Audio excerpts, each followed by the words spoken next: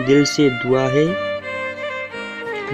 दुआ है मेरी, भगवान आपको हर खुशी दे, जिसे आप रोज मांगती हो वो आपको मिल जाए। कदर करना उनकी जो तुम्हारे बिना मतलब की चाहत करते हैं। दुनिया में ख्याल रखने वाले कम हैं और तकलीफ देने वाले ज्यादा। मतलबी नहीं हूँ मैं, बस दूर हूँ उनसे, लोग मेरी कदर नहीं करते।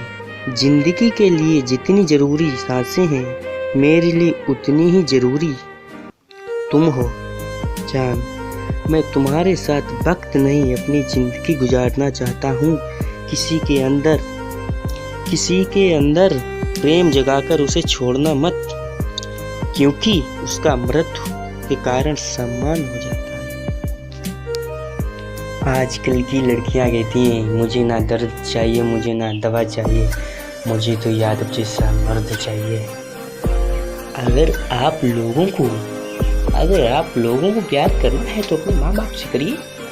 इन लड़कियों में कुछ नहीं रखा, क्योंकि लड़कियां सबसे बेवफा होती हैं, सबसे धोखेबाज होती हैं। प्यार एक से करो, किसी ने एक से नहीं। ये मंदिर का प्रसाद नहीं जो बांट दो हर एक को। किसी ने क्या खूब कहा है कि दिल से नहीं मिलते, जागीर से मिलते हैं। अब चाहने वाले भी बड़ी तकदीर से मिलते हैं।